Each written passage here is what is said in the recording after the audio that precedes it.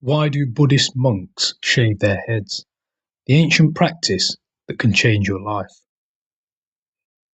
Imagine waking up tomorrow morning, walking into your bathroom, looking in the mirror and shaving every strand of your hair from your head. No new hairstyle, no expensive products, no trying to look younger, no trying to impress anyone. Just a smooth, bare scalp. For most people, that sounds uncomfortable, maybe even terrifying. Hair is more than just hair. It's part of how we present ourselves to the world. It becomes part of our identity. We spend countless hours washing it, styling it, colouring it, cutting it, worrying about losing it and wondering what other people think of it. Yet for more than 2,500 years, Buddhist monks have willingly removed it all. Why? Was it simply a matter of hygiene, a religious rule? Or does this simply seem simple, or does this seemingly simple act hide a much deeper philosophy? One that has the power to transform the way we think about happiness, identity, and even success. Today, we're going to explore one of the most recognizable traditions in Buddhism, the shaved head. But this isn't really a story about hair. It's a story about the human mind. Because once you understand why Buddhist monks shave their heads, you begin to notice something fascinating. Many of the struggles we experience every day, stress, insecurity, comparison, anxiety, and the endless pursuit of more, are connected to the same ideas that this ancient practice quietly challenges. And the surprising part, you don't have to become a monk to benefit from these lessons. Whether you're a student trying to figure out your future, a parent balancing responsibilities, an entrepreneur chasing ambitious goals, or simply someone feeling overwhelmed by modern life, there is wisdom here that remains just as relevant today as it was in ancient times. Before we dive in, it's worth clearing up one common misconception. Not every Buddhist shaves their head. Most Buddhists around the world are lay practitioners. They have careers, families, hobbies, and ordinary lives.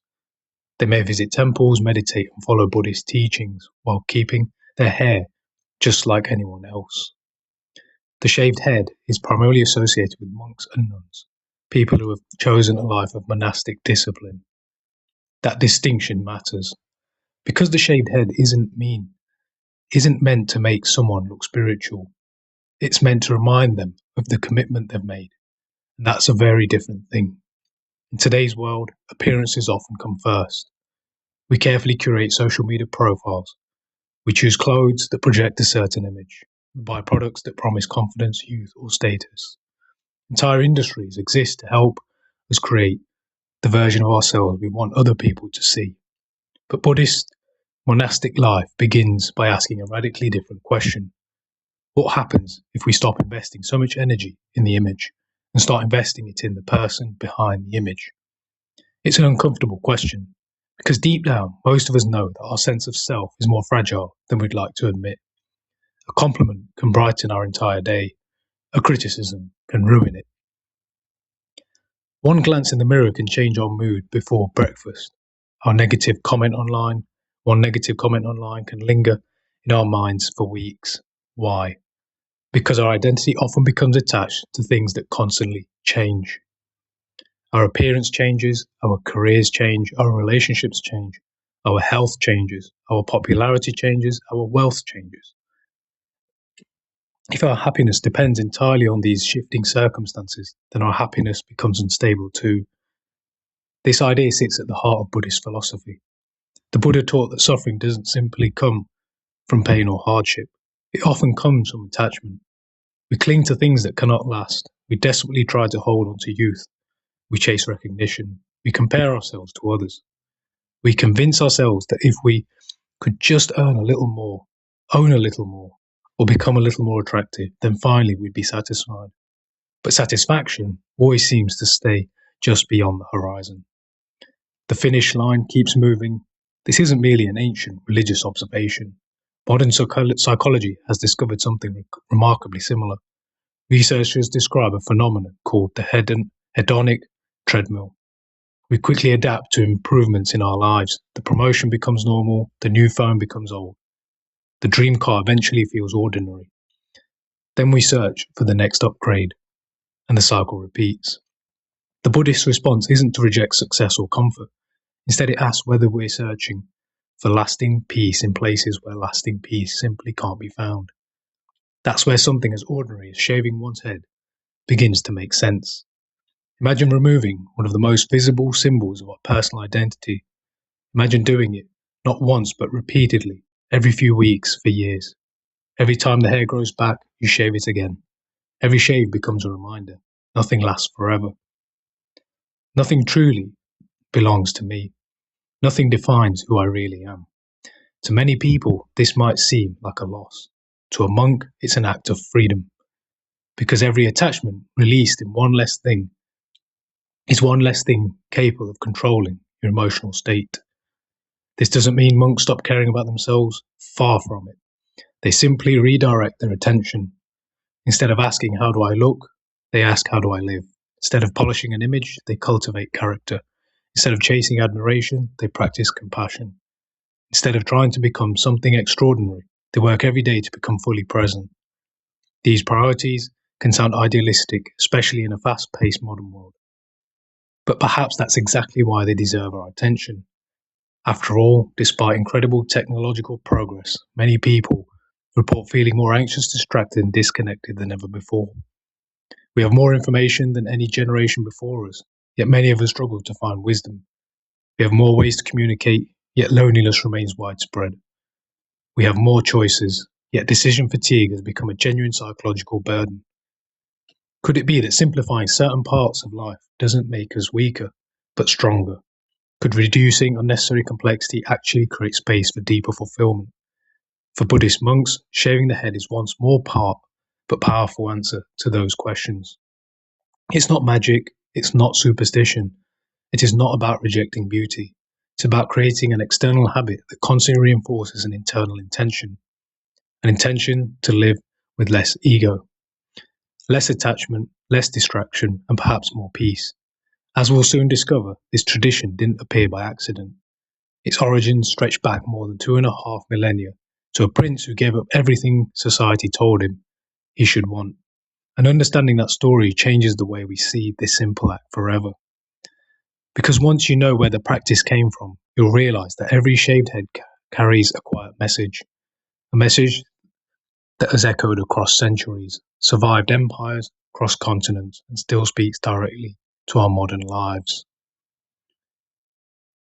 The history behind the shaved head. To understand why Buddhist monks shave their heads, we have to travel back more than 2,500 years to ancient India. Long before Buddhism became one of the world's major religions, there lived a prince named Siddhartha Gautama. According to tradition, Siddhartha was born to extraordinary privilege. His father, a king, wanted to protect him from every hardship life could offer. The young prince grew up surrounded by luxury, music, fine clothes, servants, beautiful gardens, and every comfort imaginable. If happiness could be bought with wealth, Siddhartha should have been the happiest person alive. But something was missing. Despite living in abundance, he sensed an emptiness that luxury couldn't fulfill. Then one day, everything changed. As the story goes, Siddhartha ventured outside the palace walls and encountered what Buddhists call the four sights. First, he saw an old man bent over, moving slowly, his body weakened by age. For perhaps the first time, Siddhartha realized that youth does not last forever. Next, he saw someone suffering from illness. He witnessed pain that wealth could not prevent. Then he saw a funeral procession. For the first time, he came face to face with death, not as an abstract idea, but as an unavoidable reality that every human being must eventually meet. Finally, he encountered a wandering ascetic. Unlike everyone else, this man possessed almost nothing. His clothes were simple, his belongings were few, yet there was something remarkable about him. He appeared calm, peaceful, untroubled. The final encounter planted a seed in Siddhartha's mind. Perhaps peace wasn't found by accumulating more. Perhaps it was found by needing less. That realization would change history. At the age of 29, Siddhartha made a decision that shocked everyone around him. He left the palace, he left his family, he left his title. He abandoned the life most people dream of. Not because those things were evil, but because he believed they distracted him from answering a deeper question. Why do human beings suffer?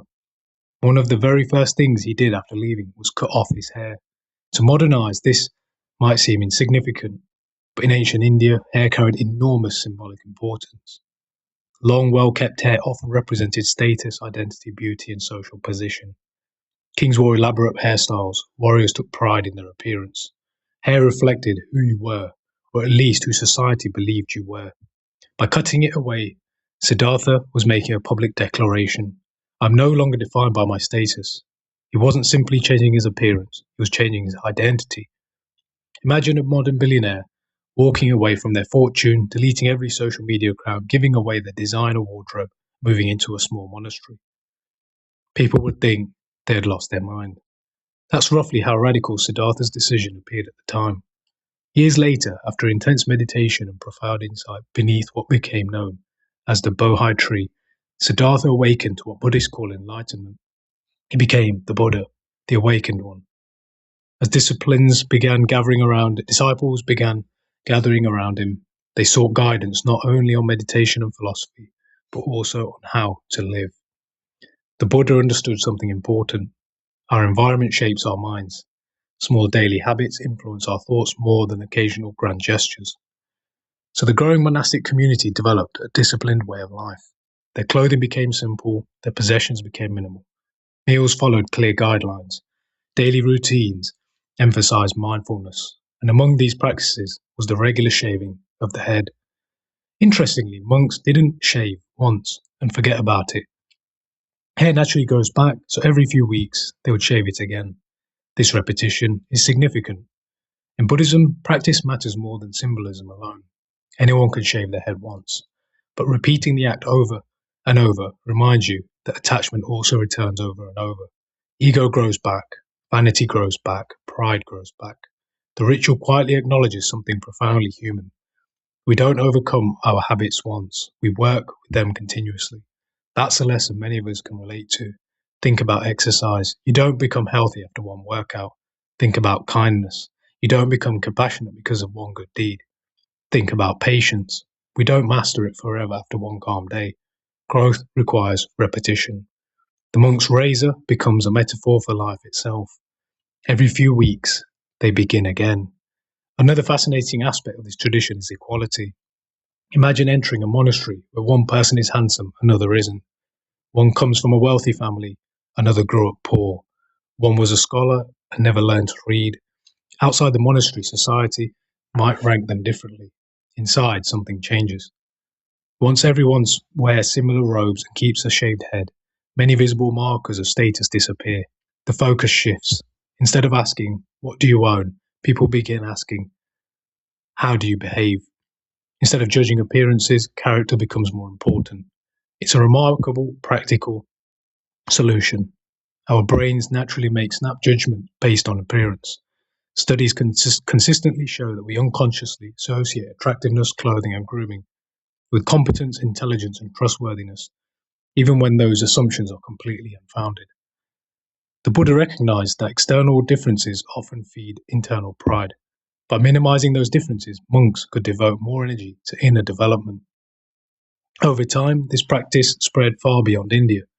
As Buddhism traveled across Asia to Sri Lanka, China, Korea, Japan, Tibet, Thailand, Vietnam, and many other regions, the shaved head had remained one of its most recognizable traditions. Different cultures developed different robes, different languages emerged, different schools of Buddhism emphasized different teachings.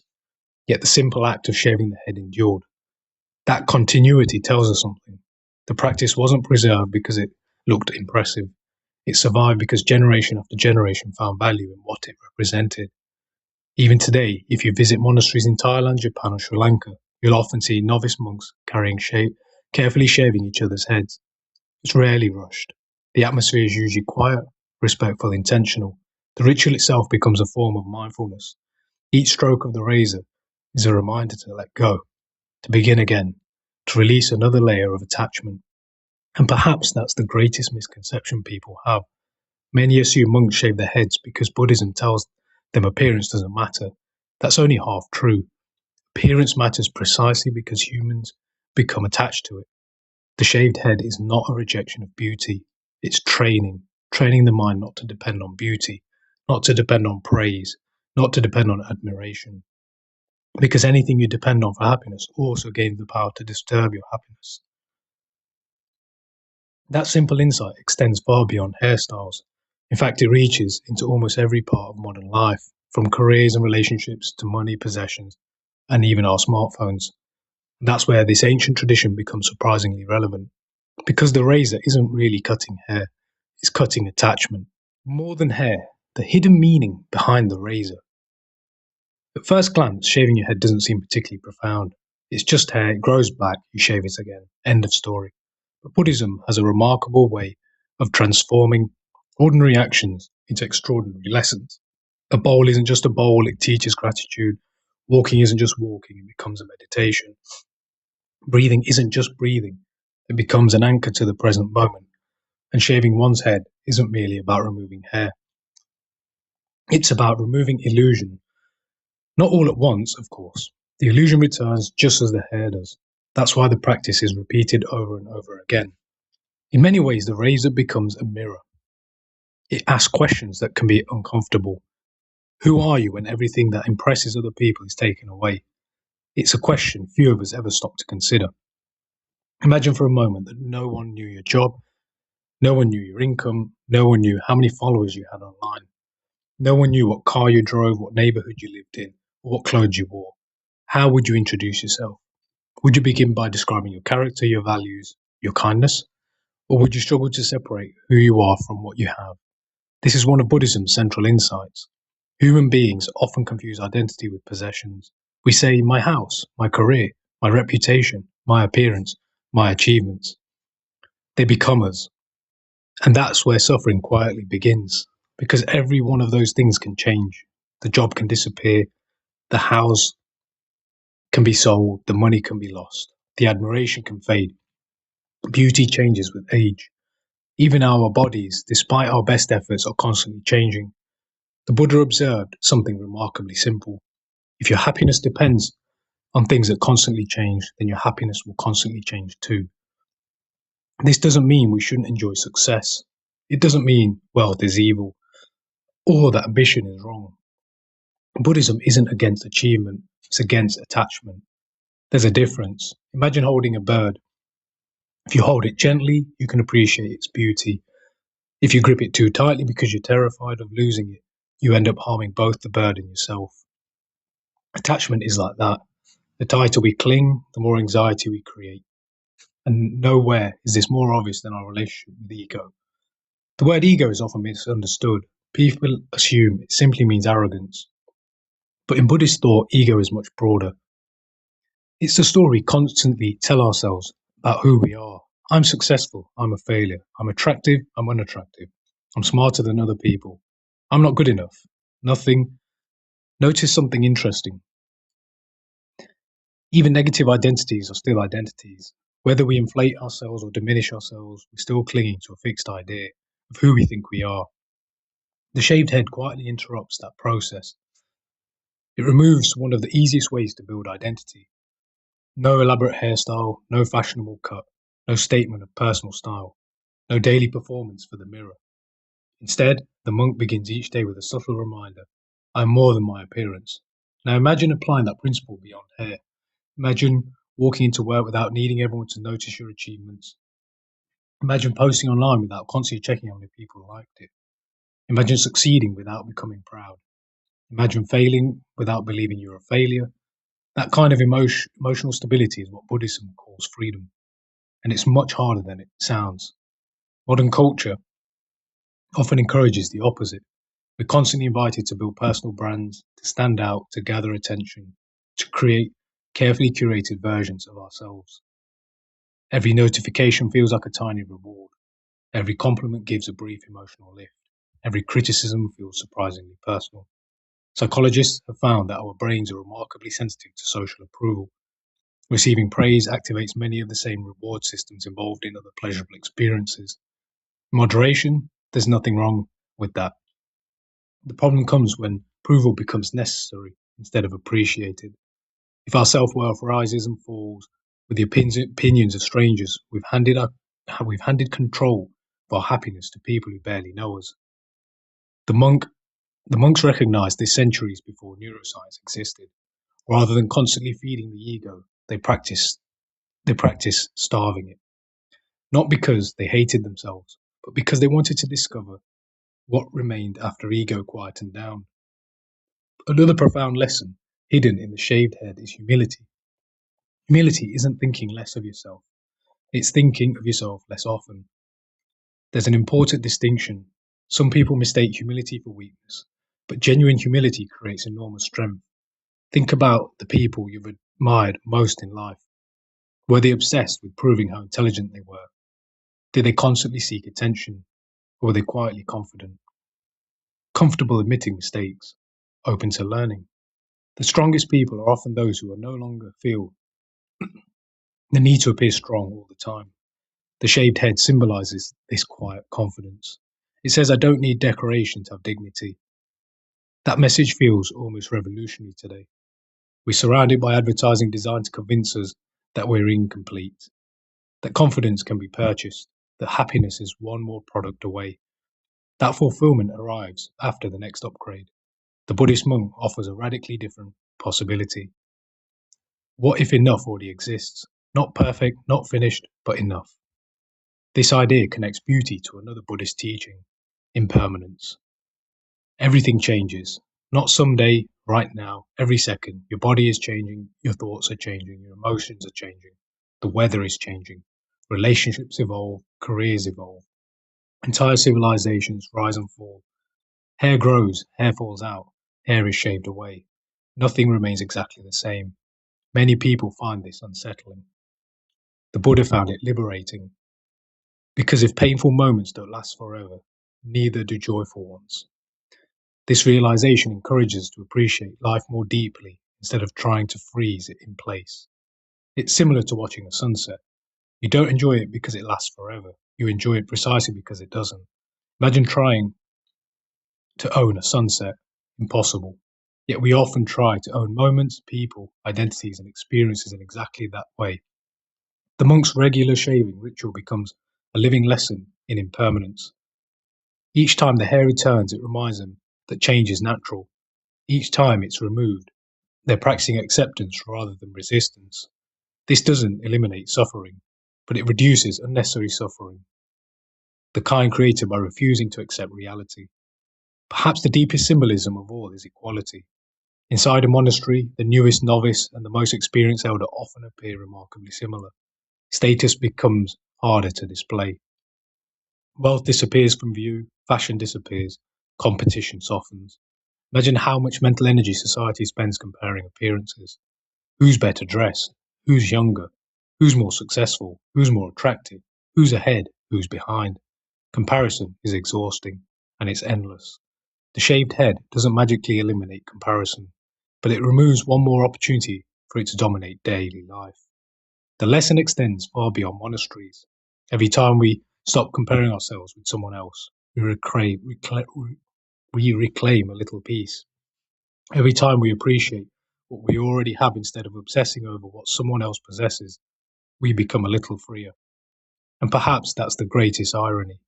Many people look at Buddhist monks and assume they've given up freedom because they follow strict rules. The monks would likely say the opposite. They believe they've given up countless unnecessary desires to become free from being controlled by them. Freedom in this view isn't doing whatever you want. It's no longer being enslaved by every craving, every impulse, every fear, and every opinion. The razor then becomes more than a tool. It becomes a symbol, not a loss, but a liberation. While few of us are likely to shave our heads and move into a monastery, the principles behind this simple act can still reshape the way we live. Because the greatest lesson isn't about hair at all. It's about learning to distinguish between the things we process and the person we truly are. What modern science says, why simplicity makes us happier. By this point, you might be thinking, this all sounds inspiring, but does any of it actually apply to modern life? After all, Buddhist monks live in monasteries. Most of us don't. We have jobs to get to, families to care for, bills to pay, emails to answer, deadlines to meet. Surely a shaved head can't solve those problems. And you're right, it can't. But here's the fascinating part. Many of the principles behind the ancient tradition are now being supported by psychology, neuroscience, and behavioral science. Not because scientists were trying to prove Buddhism right, but because they were trying to understand how the human mind works. And what they've discovered is remarkably familiar. Let's start with something almost everyone experiences every morning: decision fatigue. Before you've even left the house, you've already made dozens of choices. What should I wear? What should I eat? Should I answer that message now or later? Coffee or tea? Drive or take the train? Read the news or listen to a podcast? Each decision seems small, but together they quietly consume mental energy. Psychologists have found that our ability to make good decisions tends to decline after making many choices throughout the day. The more decisions we make, the more mentally tired we become. This is why many successful people intentionally simplify parts of their daily routine. Some wear nearly the same outfit every day, others eat similar breakfasts. Some follow structured morning rituals. They're not being boring, they're conserving mental energy by decisions that matter. Buddhist monks understood this principle long before the term decision fatigue existed. Simple robes, simple possessions, simple routines. A shaved head means one less thing to style, one less thing to worry about, one less daily decision. On its own, that seems insignificant, but simplicity has a compounding effect. When your life contains fewer unnecessary choices, your attention becomes available for more meaningful ones. Another area where science aligns with Buddhist thinking is attention. Modern life constantly competes for it. Every notification, every advertisement, every breaking news alert, every social media update. Technology companies spend billions of dollars or pounds studying one thing: how to keep your attention for just a little longer. Because attention has become one of the world's most valuable resources. The problem is that attention is also limited. The more fragmented it becomes, the harder it is to experience deep focus. Researchers often distinguish between shallow attention and deep attention. Shallow attention jumps constantly from one thing to another. Deep attention allows us to fully engage with the present moment. Which state do you think Buddhist monks intentionally cultivate? The daily routines are built around sustained attention. Whether sweeping the floor, preparing food, chanting, meditating, or simply walking, the goal isn't speed, it's presence. The shaved head fits into the larger philosophy. It's one less distraction pulling awareness outward, one less invitation to obsess over appearance, one more opportunity to return attention to the present. And presence, it turns out, has measurable benefits. Studies consistently show that mindfulness practices can reduce stress, improve emotional regulation, increase focus, and even strengthen areas of the brain associated with learning and memory. Again, shaving your head isn't magical. It's simply one practice among many that supports a more intentional way of living. There's another fascinating connection between Buddhist philosophy and modern psychology. It's called the hedonic treadmill. Imagine you've wanted a new phone for months. Finally, you buy it. For a few days, maybe a few weeks, it feels exciting. Everything seems better. Then it becomes normal. Soon you're looking at the next model. The same pattern appears with cars, houses, promotions, fashion, even major life achievements. Human beings are remarkably good at adapting. This ability helps us recover from hardship, but it also means we quickly stop appreciating what we already have. The Buddha observed this thousands of years ago. He noticed that desire often creates a cycle. We want something, we get it, we enjoy it briefly. Then we want something else. The cycle isn't the problem. The problem is believing that the next acquisition will finally bring a permanent satisfaction. Modern consumer culture depends on this belief. Advertising rarely says, what you have is enough. Instead, it whispers, you'll finally feel complete after this purchase. Buddhist monks offer a quiet counter-argument. Contentment is not the result of possessing everything. It's a result of no longer believing that everything must be possessed. Think about that for a moment. Those are two very different paths. One requires endless acquisition, the other requires a change in perspective. Perhaps the most striking scientific connection involves happiness itself. Researchers have repeatedly found that after our basic needs are met, food, shelter, safety, meaningful relationships, more possessions produce a surprisingly small increase in long-term happiness. What matters much more are things like a sense of purpose, strong relationships, gratitude, acts of kindness, community, time spent fully engaged in meaningful activities. Interestingly, these are exactly the qualities monastic life emphasizes, not because monks reject comfort, but because they prioritize what tends to endure. This doesn't mean everyone should give away their possessions. Buddhism isn't asking us to romanticize poverty. Rather, it encourages us to ask an uncomfortable but valuable question. Am I owning my possessions, or are my possessions owning me? It's an important distinction. Consider how many people buy expensive items not because they truly need them, but because they're afraid of how they'll be perceived without them. Or think about the stress caused by maintaining lifestyles that require constant earning, constant upgrading, and constant comparison. Sometimes we don't own our lifestyle owns us. The monks challenge this without saying a word. Their appearance communicates a simple truth: I have enough. And that mindset has profound psychological consequences. Gratitude grows more easily when enough is enough. Peace becomes possible when every desire isn't treated like an emergency. One final lesson from science deserves attention. Habits shape identity. Many people believe identity comes first. I'll exercise because I'm healthy. I'll meditate because I'm calm. I'll become disciplined because I'm motivated. Behavioral psychologists increasingly suggest the opposite. Repeated actions slowly build identity. You don't become disciplined before acting. You become disciplined by repeatedly acting with discipline. This is exactly how Buddhist practice works. Every morning, meditation reinforces mindfulness. Every act of generosity strengthens compassion. Every shave reinforces non-attachment. The ritual isn't symbolic because it represents the ideal. It's symbolic because it gradually creates the ideal. That's an important distinction for all of us. Small actions repeated consistently often changes more than dramatic resolutions made once a year. One mindful breath, one kind conversation, one unnecessary purchase resisted, 1 hour spent without a phone, one moment of gratitude before bed. Tiny habits, profound consequences. The monks remind us that transformations rarely happen overnight. It happens quietly, patiently, one practice at a time. And perhaps that's the greatest lesson science and Buddhism share. Human beings are shaped less by extraordinary moments and more by ordinary moments repeated thousands of times. The razor is simply one of those moments. Simple, ordinary, repeated. And over a lifetime, quietly transformative. But here's the question that matters most. What if you never plan to shave your head? Can this ancient tradition still change your life? Absolutely. Because the real lesson has never been about the hair. It's about the habits. It's about the mindset. It's about learning to let go of what weighs us down. 10 life lessons we can all learn from a monk's shaved head. We've spent the previous chapters exploring a tradition that, on the surface, seems incredibly simple. A monk picks up a razor, he shaves his head, the hair grows back, he shaves it again. But by now it's probably clear that ritual is about much more than appearance. It's a daily reminder of how to live. And whilst most of us will never become Buddhist monks, that does not mean these lessons are beyond our reach. In fact, some of the most powerful insights from monastic life can be practiced in ordinary homes, offices, classrooms, and communities. Let's look at 10 lessons that anyone can apply, regardless of religion, culture, or background.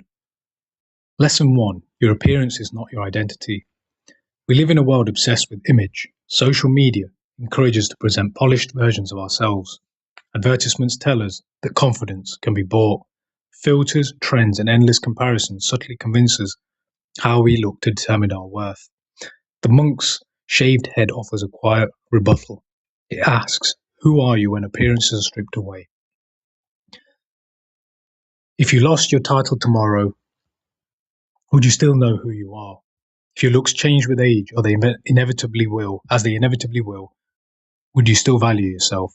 Character lasts longer than appearance. Kindness outlives beauty. Integrity survives trends. Those are the qualities worth investing in. Lesson 2. Simplify before you optimize. Many of us spend enormous amounts of energy trying to improve lives that are already overloaded. We download another productivity app, we buy another organizer, we search for another life hack. But Buddhist monks begin somewhere else. Before trying to improve life, they simplify it. Sometimes the answer isn't adding something new, it's removing something unnecessary. Ask yourself, what in your life creates stress without adding real value? Is it clutter, too many commitments, too much time on your phone, a schedule packed so tightly that there's no room to breathe? Often peace arrives not by gaining more, but by carrying less. Lesson 3. Let go before life forces you to. Everything changes. Eventually, every possession will be left behind. Every hairstyle will change, every job will end, every chapter of life will close. The monks practice letting go voluntarily. Most of us wait until life makes the decision for us. The more gently we learn to release things, the less painful change becomes. Holding on tightly doesn't stop change, it only makes change hurt more. Lesson 4. Comparison is a thief of peace. Imagine two people walking through a forest. One admires the trees, the other spends the entire walk wondering why someone else's tree looks taller. Who enjoys the journey? Modern life constantly invites comparison. Someone has a bigger house, a better vacation, a nicer car, more followers, a faster career. But comparison has no finish line. No matter how successful you become, someone will always appear ahead. The monks step away from this race, not because they lack ambition, but because they refuse to let comparison define their happiness. Your life becomes lighter the moment you stop measuring it against everyone else's. Lesson 5. Small habits shape great lives. People often wait for life-changing moments. A new year, a new job, a new beginning. The monks remind us that lasting transformation usually happens differently. It's the small actions, repeated every day, reading 10 pages, walking for 20 minutes, meditating for 5, calling your parents, saying thank you, being patient when it's difficult. One action seems insignificant. 1,000 repetitions quietly reshape your character. Great lives are rarely built through dramatic breakthroughs. They're built through ordinary disciplines practiced consistently. Lesson 6. Protect your attention. If someone stole your wallet, you'd notice immediately. But what if someone steals your attention for 6 hours every day? Attention is one of your most valuable resources. When your attention goes, your life follows. Monks train attention like athletes train muscles. Modern technology often trains distraction instead. There's nothing wrong with using technology. The question is whether you're using it, or whether it's using you. Spend more time choosing what deserves your attention than reacting to whatever demands it. Your future self will thank you. Lesson 7. Learn to be comfortable with enough. One of the most radical ideas in Buddhism is contentment. Not because life is perfect, but because endless wanting never ends. Imagine drinking salty water when you're thirsty. The more you drink, the thirstier you become. Desire can work the same way. This doesn't mean abandoning goals. It means appreciating today's blessing while working towards tomorrow's dreams. Gratitude and ambition can coexist. You can strive for more without believing you're incomplete today. Lesson 8. Humility is quiet strength. The loudest person in the room isn't always the strongest. In fact, genuine confidence often speaks softly. The monk doesn't shave his head to prove anything. He does it to remember something. Humility allows us to keep learning, to admit mistakes, to change our minds, to grow. People who believe they've already arrived rarely continue the journey. Those who remain humble never stop discovering. Lesson 9. Freedom isn't doing whatever you want. This may be the most surprising lesson of all. Many people think freedom means having unlimited choices. The monks suggest something deeper. Freedom means not being controlled by every impulse. Imagine craving something and calmly saying no. Imagine receiving criticism and remaining steady. Imagine succeeding without becoming arrogant. Imagine failing without losing hope. That's a different kind of freedom. It's inner freedom. And unlike wealth or status, no one can take it away. Lesson 10. Begin again. Perhaps this is why monks shave their heads again and again. Not because they expect perfection, because they understand the human condition. We drift, we become distracted, we become attached, we forget, then we remember, and we begin again. There's something deeply comforting about that. We don't have to be perfect, you simply have to return. Every day offers another opportunity to become a little kinder, a little calmer, a little wiser, a little less attached to things that don't truly matter. And to finally reflect, if you ever visit a Buddhist monastery, you'll probably notice something unexpected. It's quiet, not silent, just unhurried. People move with intention. Conversations are gentle. The atmosphere feels different. Not because monks have escaped reality, but because they've chosen to relate to reality differently. The shaved head is one visible expression of that choice. It's a reminder that peace doesn't come from controlling the outside world. It begins by understanding the inside one. The world will always change. Markets will rise and fall. Technology will evolve. Fashion will come and go. People will praise you one day and criticize you the next. Hair will grow. Hair will turn grey. Hair will eventually disappear on its own. The question is not whether life will change. It always will. The question is whether your peace depends on things are constantly changing. Buddhist monks answer that question every few weeks with a quiet scrape of a razor. Not because hair is the enemy, but because attachment is. And perhaps that's the greatest takeaway from this ancient tradition. You don't need to shave your head to live like a monk. You don't need to leave your family. You don't need to move to a monastery in the mountains. You simply need to ask yourself every now and then, what am I holding on to that no longer serves me? Maybe it's an old resentment. Maybe it's the need to impress strangers. Maybe it's fear of failure. Maybe it's a version of yourself that you've outgrown. Whatever it is, imagine setting it down even for a moment. Because every time we let go of something unnecessary, we make room for something essential. More gratitude, more clarity, more compassion, more freedom. And maybe that's why this tradition has survived for more than 25 centuries. Not because of the razor, not because of the hair, because it reminds us of something we so easily forget. The richest life is not always the one that accumulates the most. Sometimes it's the one that has learned what it can gently let go of. Thank you for watching this video. If this video gave you a new perspective on Buddhism, or perhaps even your own life, consider sharing it with someone who might need this reminder today. And if you'd like to explore more timeless wisdom from Buddhist philosophy, Stoicism, and other ancient traditions that speak powerfully to modern life, be sure to subscribe. Until next time, take care of your mind, because that's the one place you'll live for your entire life.